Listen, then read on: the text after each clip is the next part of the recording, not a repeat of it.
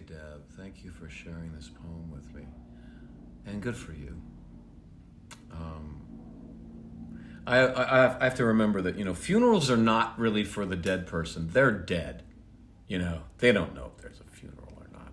The funeral is really for the living. And for you to clock that there were other people there who had a different experience than yours, and that you didn't make it about you and your pain, you made it about them, I hope helped you on what must have been a very complicated day. I think I've shared, I went through difficult experiences too, growing up. And part of my healing was realizing, I don't know if I've mentioned this before, but it was realizing that the things that happened to me in childhood were not my fault. I had inevitably taken blame for the things that had happened, as kids inevitably do, but they weren't. I was too young to affect any change. And part of my healing was going back and thinking about those events and realizing with my adult mind that I couldn't have done anything to stop it. I was too young. I'm glad that you have found a way to free yourself from that pain.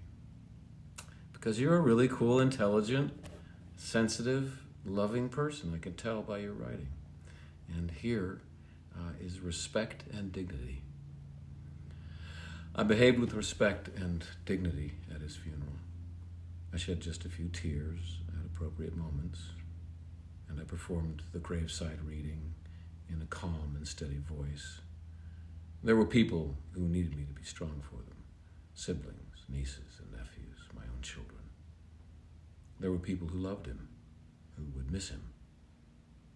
I wasn't one of them. How could I be? The tears I shed were tears of joy that his reign of terror was finally over. What I really wanted to do was to dance on his grave and shout hallelujah. But for the sake of others, I behaved with respect and dignity. He was supposed to be my father, the man who cared for me and protected me against all evil. A father should love his daughter, for certain, but not like that. Never like that. That wasn't any kind of love which he made me suffer through from the age of 7.